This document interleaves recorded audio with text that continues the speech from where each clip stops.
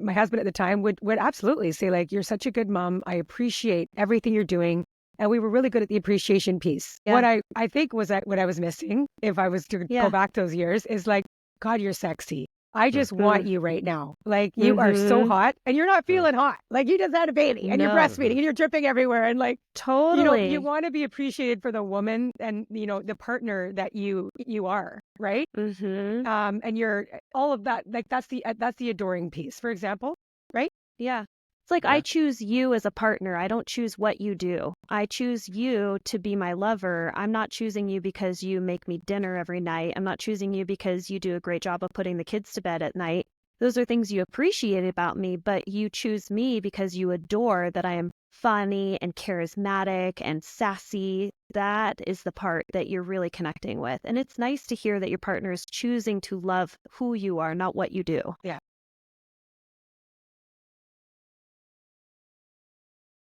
Hello, everyone, and welcome to this episode of Let's Talk Love. Today, we're going to talk a lot about love with our two experts today. This is so exciting. We have Zach Brittle and Laura Heck, who I have been listening to your podcast, Marriage Therapy, and learning so much about you. And I just love your dynamic. So thank you both for being here today. No problem. Thank you. Yeah.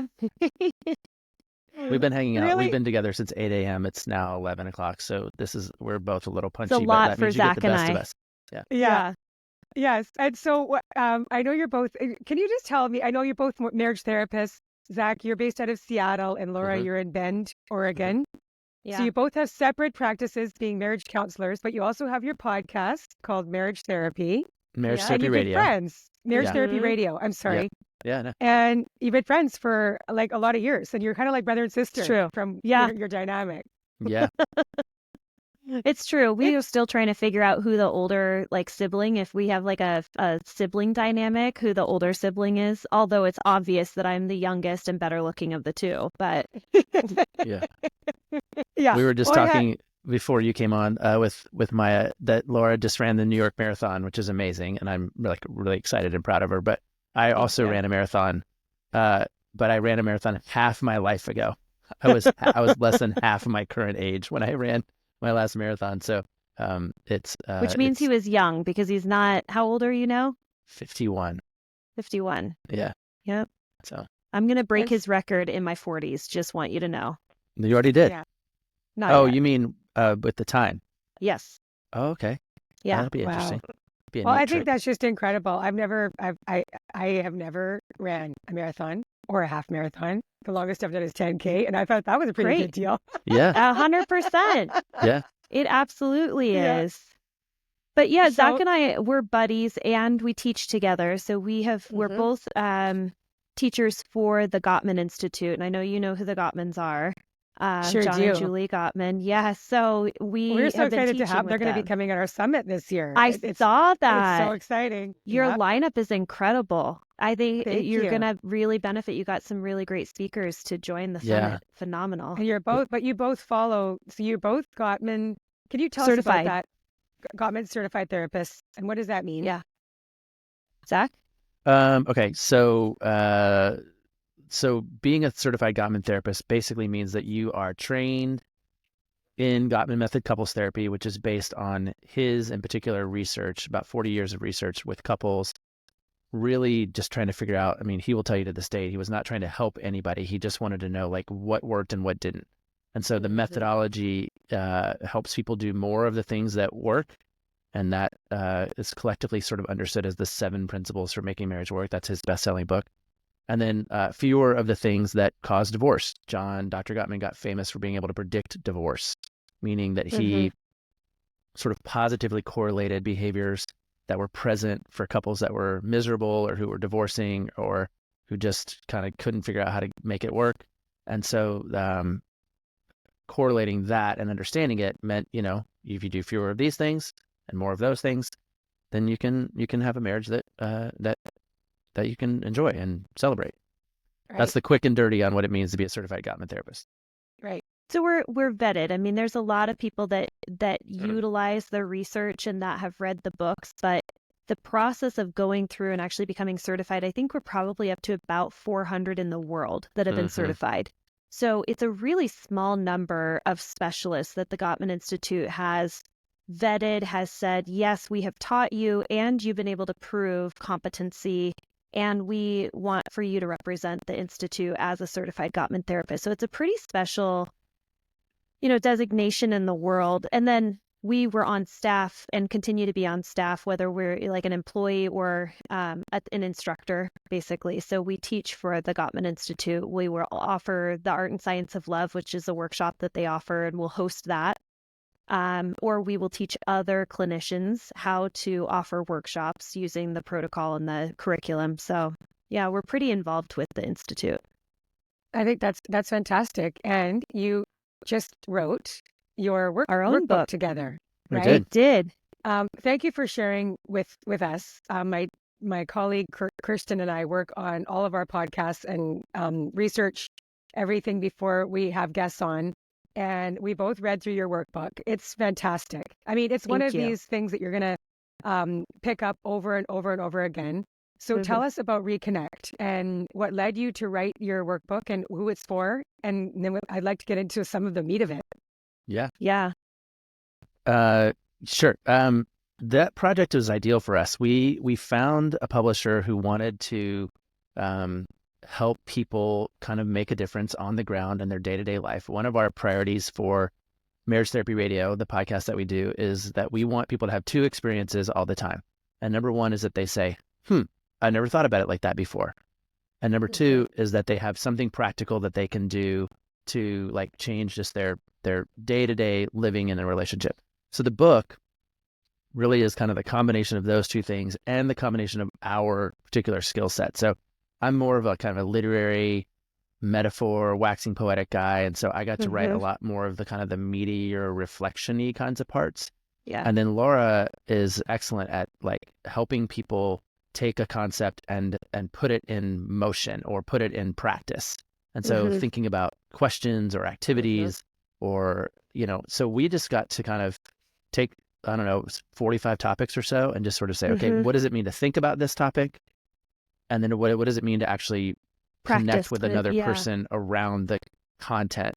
And so we just went back and forth for like a year, just going, okay, how about this? And then how about that? And then how about the other thing? And functionally, it's a book about curiosity, I think, and about how to have meaningful conversation. So I don't think you can have a meaningful relationship without curiosity. And then you have to sometimes add this other thing, which is a skill of learning how to talk to people. So that's my elevator pitch. Laura, what do you think? Well, I think the ideal audience for this book is going to be couples that have been together for a while.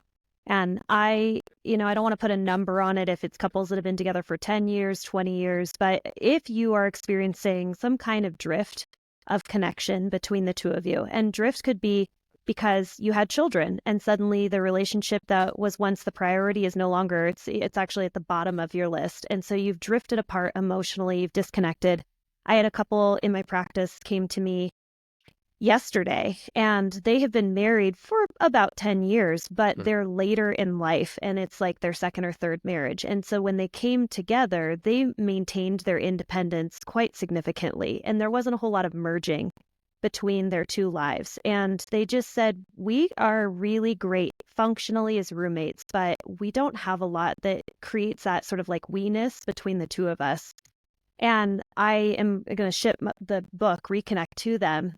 And I'm pretty sure they're not going to sign up for therapy because I offered them a free book. So they're just going to go through the book instead. But it's a really great way for couples who feel disconnected, who feel maybe like stale. I think about too, like if you have someone that is feeling maybe a little lazy in the relationship, unmotivated, even like a little hopeless, I think the best way to create that sort of momentum is to give them something to physically do. It's not about reading a book and having like an aha moment. It's about having an aha moment and then doing something with your partner, like having a great conversation or doing an activity together that gives you a new shared experience, just to kind of pull you out of the muck of stuckness. Yes. It's full of, I think there's, like you said, like 50 different exercises that you can do, right? And so like I've heard you both talk about different ways that people can use it. So it's either like, just picking it up on a date night, or Totally. like, or doing it over a year. I know I've heard you say that, Laura, Mhm. like that could take, 50 weeks. Yeah. I mean, I don't know how many couples would actually invest in doing that every week. It's a beautiful idea. I don't, but there's different ways that you would use it, right? Like Mhm. if it was to be successfully used, what would be different ways? Like just setting aside your time, right? Even once a month, Uh, being like, this is or is that yeah. enough time? Our date night, sometimes I'll have couples that they're really kind of balancing and weighing how they're going to use their resources, their time, which is really limited to find time that they're together, maybe without their children, and then how they're going to use their money. And they're having to figure out, do we go on a date night or do we come to therapy? And I will often say, don't come and see me if you are trying to debate whether or not you're going to go spend meaningful time connecting with your partner or if you're going to come to therapy. So go on your date night. So how I imagine this working really well is have a couple schedule, if you're not willing to go to therapy, schedule time every single week and ritualize it and say, like, our Friday at 4 o'clock, we do happy hour. And during happy hour, we make our favorite beverages. We sit, we light the fire and candles, and then we go through one of the chapters of the book. And you can do that in lieu of going to therapy. I mean, I'm always a big fan of therapy, but if that's never been on your radar and you want to try the book, this is a great way to connect with each other. That's how I And imagine it. it's called a marriage counseling workbook. Yeah. Right? Totally. It's Reconnect, a marriage counseling workbook. So it's like, this is, I think, a great way to have, like, you can work through your own counseling together. Yeah. I got a couple who's in their 80s, and they have, I just gave them the book because they're, long, whatever. It doesn't matter what their story Because is. they're But your favorites and you they gift pick it up. your They're pretty great. They pick it up, though, and they're just like, they have it on the table, and they just like flip to a page, and then they just evaluate whether or not they want to do that one. And then they say, oh, this question has a typo. And then they're like, oh, I like that one. We never thought about it before. But they're using it. They got their hands on it. They have their hands on it. They have their pen in it. And it just is a way for them to kind of literally flip to almost any page and decide how they want to spend the next 15 minutes of their life. Either sitting in silence or just asking a question they never thought about before. I mean, and it's not like those are the only two options, but they need and want something just to prompt new conversations. They've talked about everything under the sun. What they don't have anything else to talk about unless they get prompted, Wouldn't it be cool if folks just put this in like the center console of their vehicle so Sure. that the next time they were on a road trip, they're like, oh, look at this fancy book I have. Let's go through some of these questions since you're trapped in the car with me for the next 2 hours. There are just so many fantastic questions to ask your partner.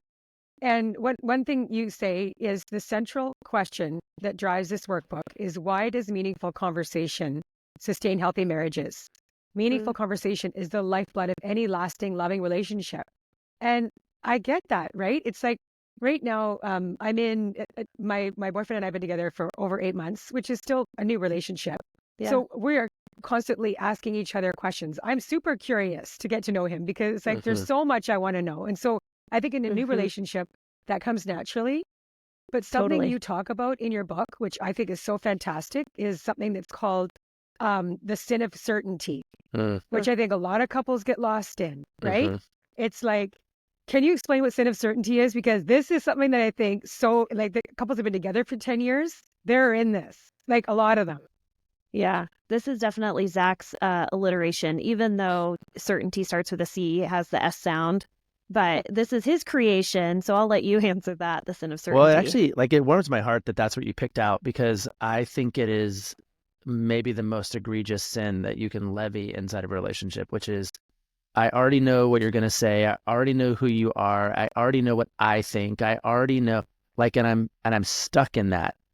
And it really robs the relationship and your partner the opportunity to be fluid, to change, to grow, and so, I think the opposite of certainty is curiosity, which is, that's what Laura's talking about, which talks about the kind of the alliteration. And so, curiosity needs to be not only what you and your boyfriend are doing, which is kind of asking new questions and figuring out like what's going on, and like, where did you go to college, and what music do you like, and what's the greatest concert you've ever been to, or whatever. Like, it's also letting your partner surprise you.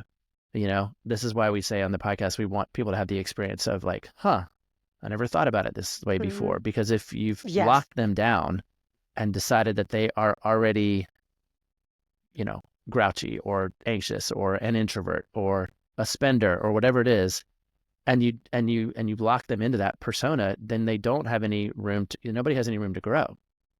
And so that's where relationships I think fall apart, is the whole like idea of I can't envision myself being a better version with you because I'm not able to grow within the context of this relationship. And if that's the case, then I'm going to move on to a new relationship. But if the two of you are staying curious and also allowing that opportunity of, hey, there's things about you that I haven't learned yet, and there are certainly things about me that you haven't asked about. Here's another one. Still have, there are things about me I haven't learned yet. Oh, yes. I really like that, Zach. And I think it's like, this is like my third, I've been married twice. And so, and with this relationship, there's so much more intention on this being different. Like, I'm older now. I've changed or I've dissolved a lot of my belief systems around relationships that don't exist anymore in my life. And I really want this to be different. I want to be curious. I want to be open-minded. And, if we differ, it's like, tell me more about that. Rather than, my old self would have been like, fuck that. Like, you're totally judgmental, or I don't believe that. And then you're stuck in your, no. So there's this dynamic that I have now with my partner, which I think is so beautiful. But if you're with your partner for 10 years, how do you undo, right? And get more curious instead of just breaking up and finding a new partner that will look at you with a different lens. That's a challenge. Yeah. I mean, it's interesting because I find that a lot of couples get really stale and bored. And part of being stale and bored is being boring yourself. So like if I flip it and I'm like, if you're bored in your relationship, it's probably because you're boring. And what I like about the book is like, let's just assume that you are stuck, that you assume that you're certain and you know who your partner is. You're certain that you know yourself. You're certain of the trajectory of the relationship. And if you start to ask what? more... Sorry, one more time. I know when I said I immediately... Trajectory, not trajectory. This is the part where I'm like, thanks, bro. Thanks for pointing that out. We teach this one workshop, and one of the words that is in Laura's script is editable. Like you can edit this slideshow, so it is editable. And she regularly says editable. Yeah, it's edible. And but you hit it. You crushed it last week. You did it. I sure did. And I appreciated that you pointed it out to everybody that I said it correctly. Okay. I lost my train of thought. I'm so sorry, Robin. We do that, by the way, too, in case you're wondering. We regularly lose our train of thought. I know that happens. So what I would like to go through, because your podcast is fantastic, and I learned something every time, and I know that's your intention. So way to go! It's good. You're hitting Thanks. It. Phew. And you talk about a lot of these principles in your book. So I wanted to go through like, what are the keys to a successful partnership? Okay, because I think it's like there are like the fundamentals that I think we've lost. A lot of us have in our partnerships, our relationships. Yeah. So one of the first things is small things often. The Gottmans talk about this, right? And I think we can all understand the principle of it. But can we go through like what that actually means, like what the small things often mean, and also I would like to hear about how you are doing this in your own marriages. Oh, interesting. I'll take this one. So the idea of small things often, it is 100% like that is a Gottman motto of doing. Well, it kind of goes back to this idea of like creating small, tiny little moments in the relationship that actually funds the relationship with a lot of positivity. So when you wake up in the morning, you roll over and you kiss your partner before you get out of bed, that's one small gesture, one small deposit in that emotional bank account. It doesn't have to be, hey, honey, I planned this elaborate date night for the two of us. I'm going to whisk you away, like something that you've planned and you put a lot of money and energy into. Both are amazing gestures. Both leave your partner feeling like they're cared for, they're loved, they're appreciated, they're thought of. but one was a really small gesture and one was a really big gesture. So the idea is that it's really not about how big the gesture is. It's the consistency that you're able to turn toward, and be available for your partner emotionally. So those small gestures, what does that look like fundamentally, like in my relationship with my husband? So we just celebrated 15 years married. We've been together maybe 20, which is hard to believe, right? Just kidding. No, we've been together for 20 years. And I think it's the small little moments that I look forward to, like every night before we go to bed, regardless of whether we're in a hotel, we're staying at grandma and grandma's house, we're in our own bed, or even in our Sprinter van, my husband will drape himself over me and he will demand that I scratch his back. And it's just a way of the two of us connecting at the end of the day, of just having physical touch and turning toward each other. And it's just that small gesture that the two of us have that's really meaningful, but it also continues to build trust in our relationship, that I will always be there for him and he will always turn toward me for physical affection. So, I think beautiful. Yeah, just a small gesture. Yes, but it's also special between you. Between the two of us, exactly. It's part of our ritual and we look forward to it. And Zach likes to say, like, when you miss a ritual, you miss it. And I do. When he's not around, in fact, he was gone last week, the entire week. He came home and I think he was like, let's get in bed. I was like, it's 7:00 at night. And he was like taking his shirt off. I'm ready. I've missed this. Where are you? Like, okay. That's just really sweet. And it is very PG. I promise it's just back scratching. Yeah. Zach, what about you? Zach? Yeah.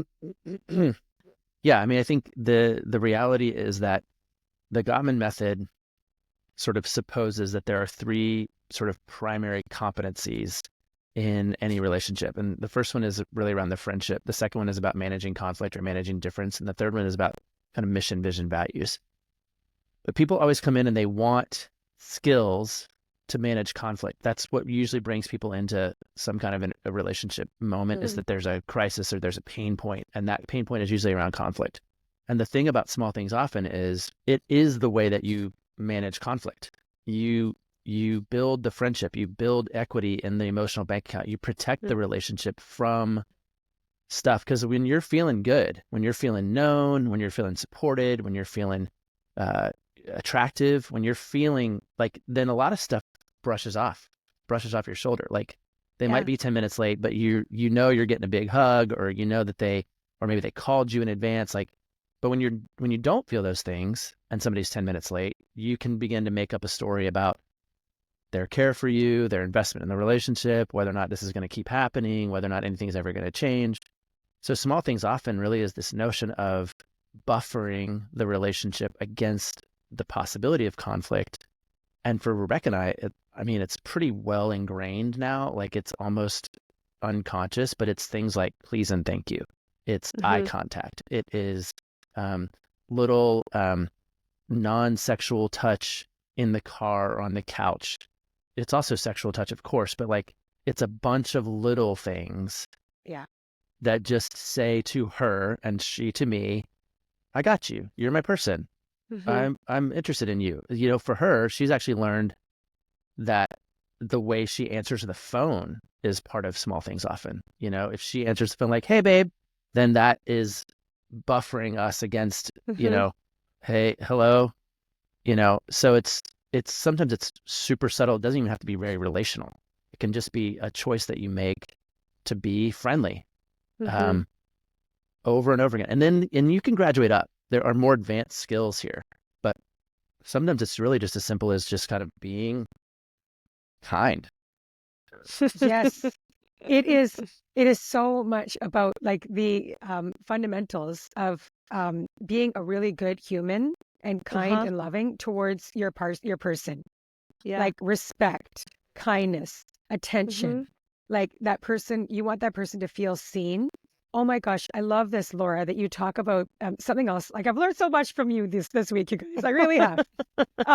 This was really good. You talk about adoration over appreciation. Yeah. Oh my gosh, like this to me was like mind blown, right? Mind blown. And I was talking to my boyfriend about this like last night at dinner. What's his name? Like, Hector. Hector. Hector. Okay. Hector. Hector. I'm not saying it right because he's from Mexico. But Hector. Hector. Hector. Okay, good. But I call him Hector. Let's just talk about Hector. So, we are continuously saying how grateful we are for each other and for the things that we do for each other. Like and we do. We have so much kindness and graciousness towards each other. But and I adore him. I really do. Like, my friends are like, "How's Hector?" I'm like, "I love him so much. He's the best." And my daughters just roll their eyes. They're like, "Oh my God, Mom, you're so annoying," because they know how much I adore him. Like, I adore him. And so talk to us about this principle of like getting back to adoration. I mean, you can appreciate somebody, and I do appreciate him, but I also adore him. Yeah. So, And I think we might move in and out kind of depending on the life cycle that we're in, where yes, of course. you might be in a place where it feels really good to be appreciated, to be seen for the things that you're doing. Like I did a project maybe like 10 years ago where we interviewed 100 men. And I asked them a bunch of questions. And what we learned over and over and over is the lack of appreciation that men were getting from their partners. They weren't being verbally appreciated for the things that they should be doing. So it's little things. So they shared, they said, it would feel really nice to be appreciated for my partner to make a point to say, "Hey, thank you so much for taking the garbages out to the street. I love that you do that. I can rely on it every single week, and I really don't want to go out in the cold. So I really appreciate you doing that." So the difference between appreciation and adoration is it's thanking your partner for something that they do. And there are times during certain life phases where appreciation is really necessary. I have a lot of new parents where that is a life cycle phase in life where they say it would feel really good if somebody just looked over my shoulder and told me, "I'm so grateful and thankful for the things that you're doing around the house and with the baby." That's appreciation. Adoration is verbally confirming to your partner that you love who they are. It's a difference between what they do versus who they are. And this is an important piece of the puzzle in actually transforming the thought process, the lenses that you view your partner and the relationship through. Sometimes we can lose sight and we put on our shit-colored glasses and all we see are the negatives. We see the ways in which our partner's letting us down, disappointing us, making our life more difficult. And so we're stuck in that shit-colored glass lens. If we start to focus on adoration, the things that we adore about the character of our partner, we can begin to shift the lenses in which we view them through. So, Robin, your rose-colored glasses for Hector is very clear and obvious. Very obvious that you have rose-colored glasses for him. It's probably really easy for you to pinpoint and pull out like 10 things that you just like, characteristics, things that you truly adore about him as a person. It probably wouldn't be very difficult for you to also appreciate the things that he does for you and in your life. It's harder to do in those longer, older, staler relationships where those lenses have shifted. So it is important for us to be thinking about not only appreciation, but adoration and connecting with that. That was a long-winded answer for you. No, and it's such a great answer. Like you give this example around, so in a context of just like language, okay? I can see this because I have 3 kids and gone through those stages with my partners. And it's like, okay, yes, I thank you. My husband at the time would absolutely say like, "You're such a good mom. I appreciate everything you're doing." And we were really good at the appreciation piece. What I think was that what I was missing, if I was to go back those years, is like, "God, you're sexy.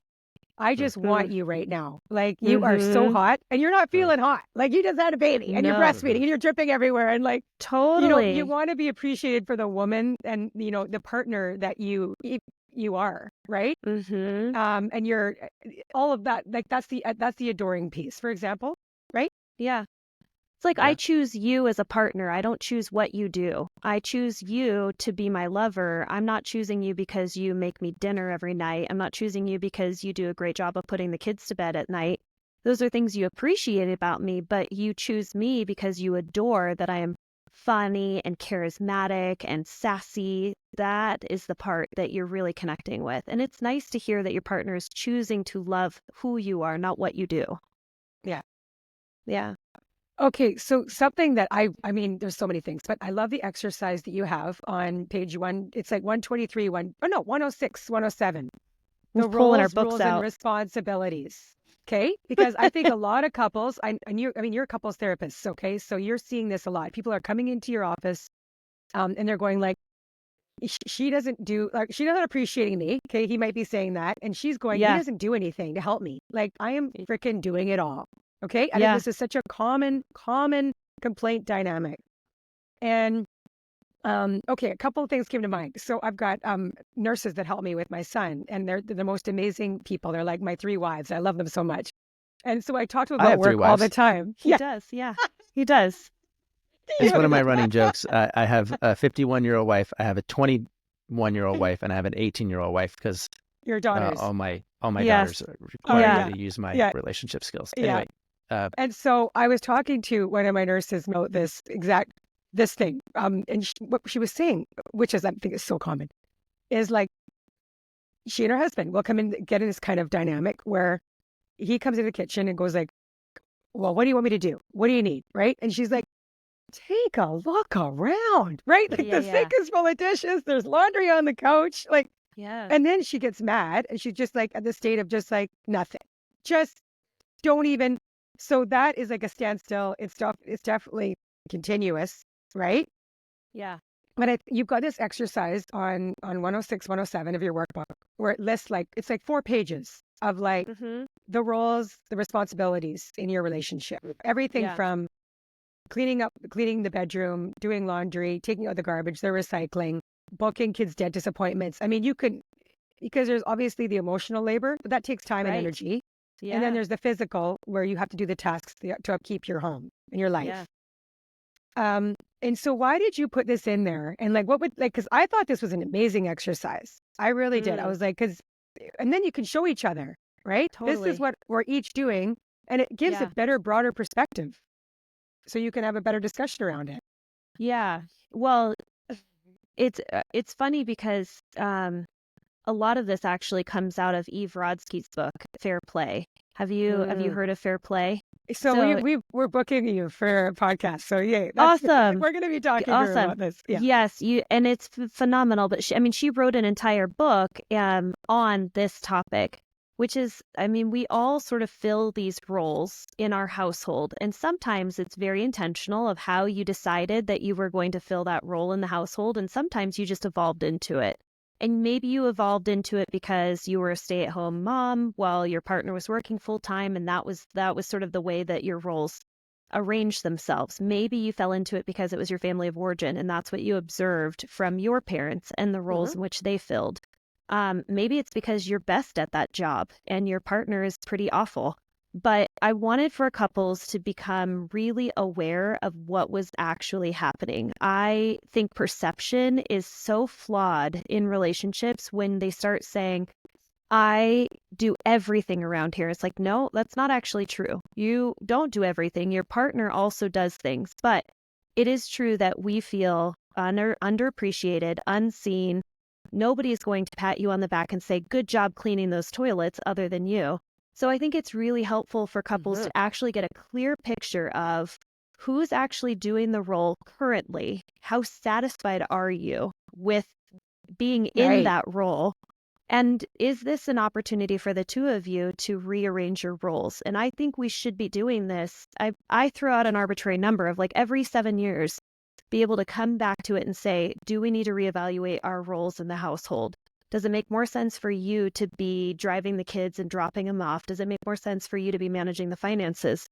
Where are we at current day? And what are we best at? What do we want to do? And I think Eve Rodsky's book is a fabulous book that if that chapter kind of sparked something for a listener, then go do the entire Eve Rodsky Fair Play book, because it dives in deeper to kind of what we're tapping into in just this section. I think the other reason that we put it in there, and I maybe would say this about every chapter, is that people get lazy and they drop into assumptions or certainties about who does what and who should do what. And that often creates these guessing games or this uncertainty, like, wait a second, like I play this game with my 17-year-old, or she's 18 now, but like, I wonder how full the recycling bin has to get before she will take it out, And like when you start playing that with your peer, with your colleague, with your coworker, not your coworker, but your collaborator, it creates opportunities for resentment and for pain and for storytelling that just doesn't serve the relationship. And so I think getting it out on the table and going, hey, I have an assumption that you're in charge of laundry. Is that the right assumption? Well, it was, but now it's not because Or, I think all of this is in the spirit of staying curious and open and being willing to learn something new about whatever topic that you happen to flip to.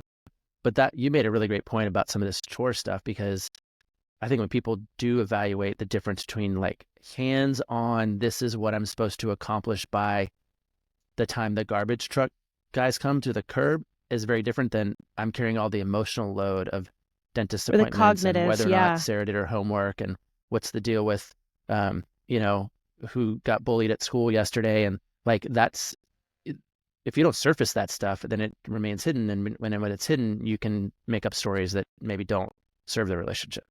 Right. And that's what I really like about a lot of this helps. You said it, Laura. It helps change the perception, change the way you're looking at how things really are, right? And you're getting each other's perspective. I think this is why the meaningful conversations is so important, and curiosity, because the roles might not change, but maybe it's like saying to your partner, okay, I'm doing all the stuff like the emotional, what did you say? The cognitive load or emotional weight. Load, sorry. But maybe it's the partner that could say that's not doing that so much of the cognitive load. That's just saying, how can I support you then? How can I be there for you more? Like, can I draw you the bath at night? Can I, how can I be more of your caring for you? Because you're doing so much for the kids, for example. Yeah. Like, right? I remember maybe it's just like needing somebody to lean back on. Yeah. I remember that being the case when we brought my son home and he was a newborn. I remember somebody saying that newborn is going to be attached to you, Laura, for every hour for the first month, and even more. And so there's not going to be a lot for dad to do, but what happens is now dad shifts to taking care of your needs. And it was really great. I was like, okay, I am primary for my son. My husband is primary for me. And then his parents came into town and they were primary for my husband, making sure that he was fed. And it was great. I mean, but it didn't happen unless we had a conversation of expectations, roles, all of that needed to happen outwardly. We hold so much in ourselves with all of these like silent, contracted, like covert contracts and rules and expectations that we never communicate to our partner. But we can get on the same page if we start actually sharing like, oh, this is how I actually feel about this. And this is what I really would like to see. Then you're on the same page. Yes. Yeah. So another key to a successful relationship, which I really love this is supporting each other, like being your partner's greatest ally and supporter in their dreams and their mission. Can we talk about that? Because that I think that's a really, really important one that maybe a lot of couples are missing. Yeah. Zach, do you want to start? Well, yeah, it's sort of like I hinted at a little bit earlier.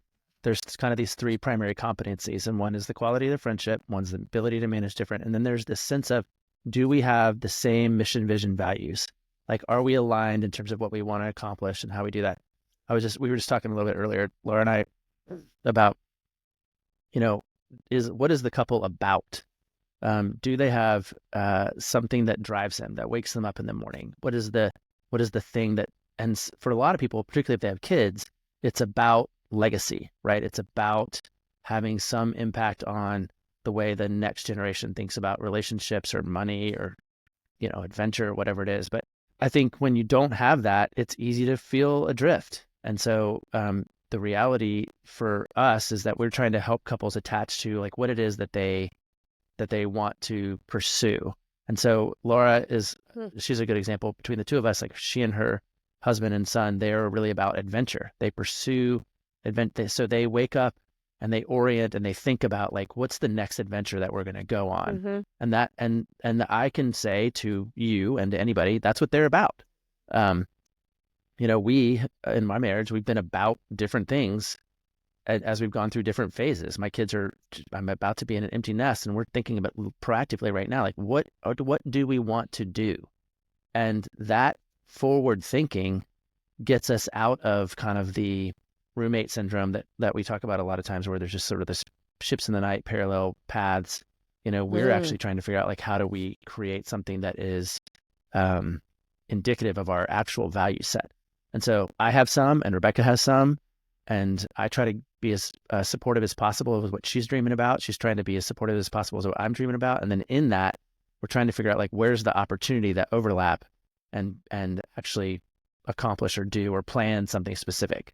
And I think without that, it's easy to feel rudderless, which is why when a lot of couples empty nest, they look at each other and they kind of go blink, blink, blink, blink. Like, now what do we do now? It's been all about the kids. Totally.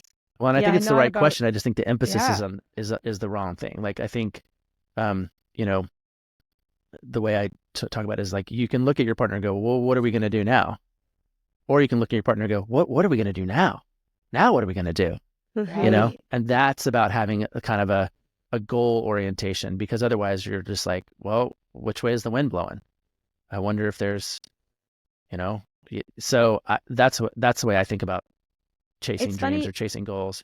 Yeah. And you think about it actually a little different from how I think about it as far as a principle.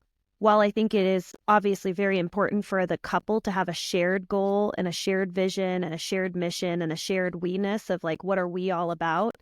I also, and this is like, I would say my fundamental, when people say, what is your mission? What does marriage mean to you? What does it mean to be partnered to your husband? This just comes out immediately. I was like, my purpose as my husband's wife is to honor his life dream and mission and his purpose on this planet, whatever it might be. And I know I don't want this to sound, well, no, I mean, I want it to sound exactly how I'm saying it, in that I believe that when I said I do with my husband, I was signing up to be his best advocate, to clear the way and path for him to live his best life. And his version of his best life is going to be different from my version. My life purpose is going to be different from his life purpose and mission. But what I do not want to do is stand in the way of him living his best life, whatever that might look like. So if he wants to be an entrepreneur and he wants to golf all the time, which is what he wants to do, I'm going to try and figure out how can I get on board and how can I support him living his best life. So for me, thinking about supporting dreams, it's supporting my husband's dream and getting on board with his dream. Yes, I want for us to have our dreams together because that's what unifies us and brings us together. But I also want to make sure that he never feels like I am a barrier to him living his best life, that he always feels like I'm his biggest cheerleader and I'm clearing the path and allocating any resources that he needs to live his best life. Obviously, I am assuming that he is doing the same for me, that it is not just one-sided. It's not just about me serving his mission. It's about him holding space for my purpose and vision of my best life as well. And it's a very mutual understanding of support. Yeah.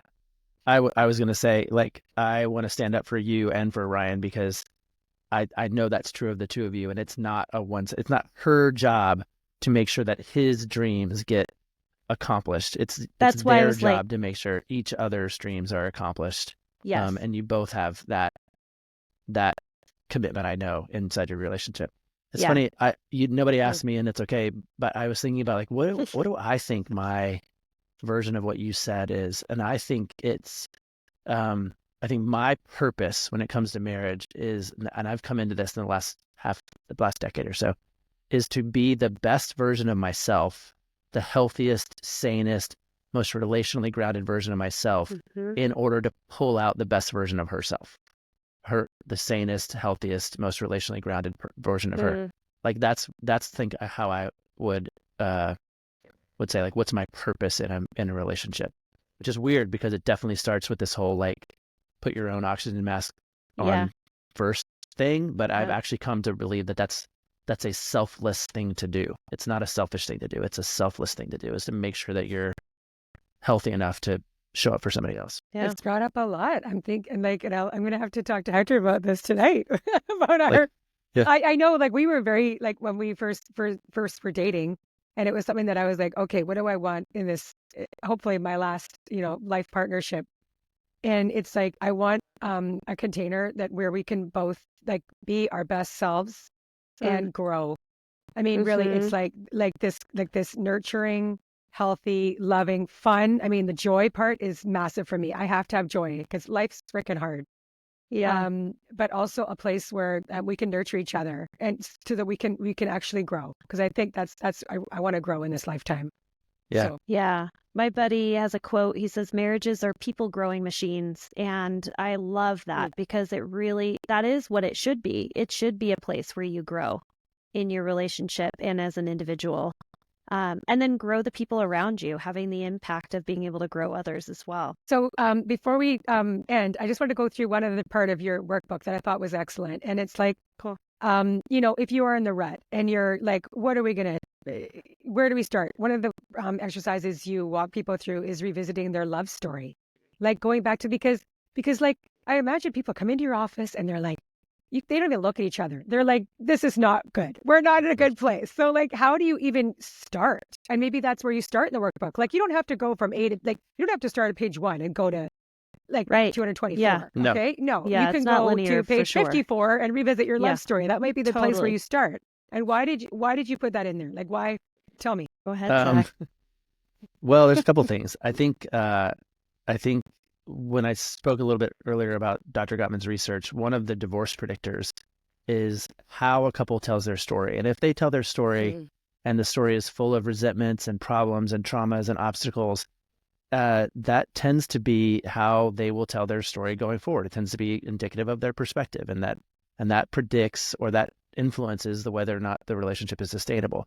If you can look back at your story though and talk about how you overcame trauma, or how you grew closer because of obstacles, or what you learned as a result of challenges, that also tends to be indicative of the way that people will position themselves going forward in a relationship. So those couples that come in and they're telling stories and they're like, can't look at each other, and their story is full of, blame or outbound stuff, like it really does. I will say to them in the room, I'll go, hey, by the way, this is a problem. Like, the way that you are reflecting on your history is going to make it hard for you to anticipate anything that looks like hopefulness. And so we try to actually retrain people to look back at their story and pull out the parts that actually are lovely and good and remarkable. I mean, we see what we're looking for. And if we are scanning, like Laura said, with shit-colored glasses, we will see the shit. If we're scanning, though, for love, for charity, and for generosity, and for gratitude, we'll see that too. And so part of it is going back and scanning and inviting people to shift their mindset toward not simply how hard things have been, but how did you overcome the hard thing? And then that gives people opportunity to kind of reframe the hard moment they're currently in, and whether or not they can count on their own resilience to set a new path. That's a good point. I love to hear couples when they're having a hard time being in love with each other in the moment. I love to have them tell their love story of what was it about the other person that drew you in. And I phrase it in the sense of, you made a choice to commit to this person. There was something about, I met you one time, and then we decided to continue hanging out, and then we made another date, and then we decided to make love. Like, how did you make those decisions? What was it about the other person that drew you in? And when they start, you kind of see like their eyes sort of roll up and they start thinking like, what was it? And it was like, man, you had the hottest legs. That's the story my husband tells. He's like, I had my pick of any server in this restaurant. He was the bartender. And he said, you just had the hottest legs. And so I picked you to get to know better. And I was like, well, how lucky that I happened to be, a fitness queen back then. So it's kind of fun to hear them recall. I trick couples regularly to Sneaky get them therapist. to pull out the sound that I want and that they want. So like in your story, Laura, I might say something like, for real? Like, did you have hot legs? And you might go, I sure did. And I go, Yeah. what was that about? And you're like, oh, I used to work out all the time. And I said, and Ryan, you just like worked at this bar, and they forget that they're talking about their relationship. And then eventually I'll go, you hear that sound right there of like nostalgia and of like enjoyment and of like like what it evoked in you. That's what we're chasing, because you can, if you respond to somebody's story enthusiastically, they will tell it enthusiastically. And then when they start to tell it enthusiastically, you go, that right there, that's what we want, We actually trick them in the book too. There's these primer we do. There's these primer exercises because it's hard sometimes for people to dip into nostalgia without being triggered first. And so some of the primer things that we do is like, what were the songs that were really popular when you first started Your dating? playlist. You sing yes. Yeah. Put together a playlist and listen to those songs and allow those memories to come over you. Other things like, what was the style back then? Like, think about what are the clothing that you were wearing, 15, 20, 40 years ago when you first started dating. I remember my husband wearing the most disgusting ripped up jeans, and I was so unattracted to him. Which now costs $300 at right. The trends have thrift come store. full circle. Yeah, but it's fun because sometimes we need to access memory through scent, through smells, or scent, through listening to things. But that's how we kind of trick folks into taking a little walk down memory lane. I think I really liked how Zach said, you're scanning. You're actually helping people to look for the good. Because when we are looking for that, like we are gonna, like that's like human nature. We're going to see more of it. Well, and here's the reality too: is this comes straight out of Dr. Gottman's research, which is that scanning and viewing the world through rose-colored glasses is actually more accurate. Your vision is more accurate when you're looking for the positive. And there's a specific part of the research that affirms this. But basically, when you have your negative sentiment on or your negative glasses on, you miss stuff. You miss the good stuff that's around you, And so the reality is that stuff is there. So when you're looking through shit-colored glasses, you're missing reality. Versus when you're looking through rose-colored glasses or through a positive lens, you actually see more of what is actually present. And I'm not strictly talking about the weather or, the painting or something that you're looking at. I'm literally talking about the relationship, because that's something that we learn, which is that people who are in a negative state of mind, they're distorting reality. Yeah. Which is cool because, sometimes people think of therapy as being like, oh, I'm going to have to change everything about myself and I'm going to have to like do all this heavy lifting. For some couples, it's just about shifting the perspective. And once you shift the perspective, you'll see that the good was always there all along. You just didn't have access to it because you had the wrong glasses on. So that's kind of nice. That's where a book can come in handy. You don't have to go to therapy. You can pick up a book, have great conversation with your couple to shift the perspective. Yeah. Well, this has just been, I just love talking to both of you. It's what a joy. And I love your podcast. I hope everybody picks up your book and puts it in the middle console in the car. Yeah. Right? Or on the coffee table. Like, I just think this is something, if once it's there, it's like, this can be something you want to flip back over and over and over again. I'll do it with Hector. Oh, what a lucky guy. There you go. Lucky guy. We already do this thing on a regular basis. So kind of have these like prompts to, but it's fun. You got to keep it going, right? Yeah. That's awesome.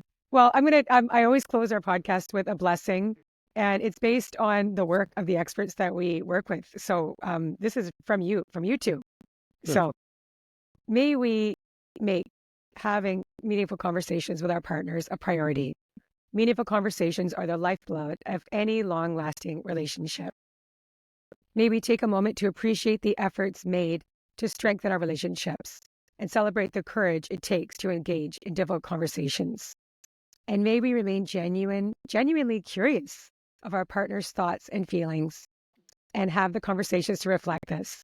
This is the key way to having a relationship full of desire and deep intimacy.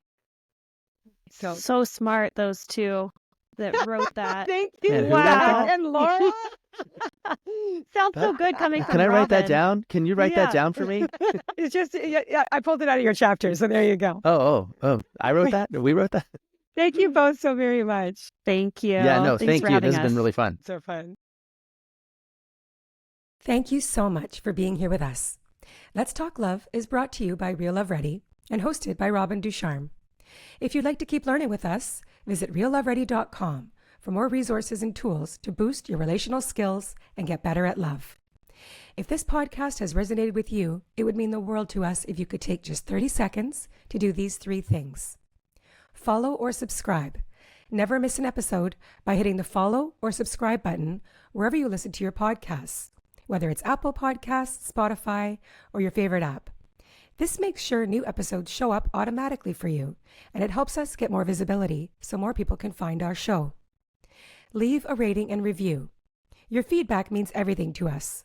By leaving a 5-star rating and a thoughtful review, you're not only showing your support, but also helping others discover the podcast. Share an episode that really spoke to you with someone in your life, whether it's a friend, partner, or family member. Your recommendation could just be what they need to hear. We at Real Love Ready acknowledge and express gratitude for the Coast Salish people, the stewards of the land on which we work and play, and encourage you to take a moment to acknowledge and express gratitude for those that have stewarded and continue to steward the land that you live on as well. Many blessings and much love.